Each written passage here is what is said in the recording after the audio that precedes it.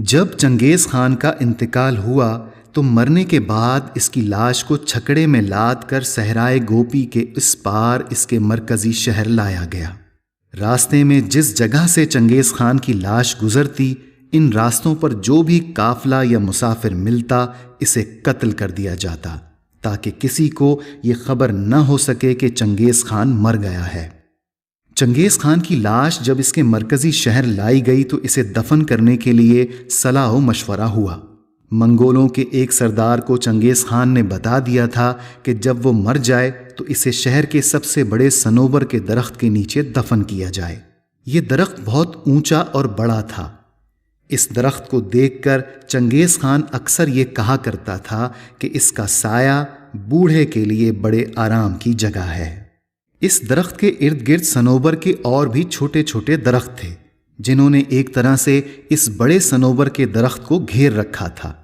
بہرحال صنوبر کے اس درخت کے سائے تلے ایک بہت بڑی قبر کھودی گئی۔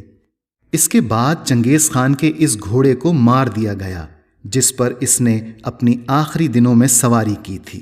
اس کی ہڈیاں علیحدہ کر کے ان ہڈیوں کو جلا کر خشک اور صاف کر لیا گیا، اور اس قبر کے اندر ایک چھوٹا خیمہ نصب کیا گیا جس میں پکا ہوا گوشت، اناج، ایک کمان، ایک تلوار اور اس کے گھوڑے کی ہڈیاں رکھی گئیں۔ اس کے بعد اس قبر میں چنگیز خان کو دفن کر دیا گیا۔ جب تک اس قبر کے ارد گرد چھوٹے درخت نہیں اگائے، اس وقت تک اس قبیلے کے لوگ باری باری چنگیز خان کی قبر پر پہرا دیتے رہے۔ یہ فیصلہ اس لیے کیا گیا تھا کہ کسی کو اس کی قبر کا پتہ ہی نہ چلے۔ بہرحال چنگیز خان جو دشمن کو شکست دے کر ان کے سروں کے مینار تعمیر کرنے کا شوقین تھا اور دشمن کے سروں کی کھوپڑیوں کے پیالے بنا کر ان میں شراب پینے کا عادی تھا، اپنے انجام کو پہنچ گیا۔ یہ صنوبر کے جنگلات جھیل بیکال کے ارد گرد ہے۔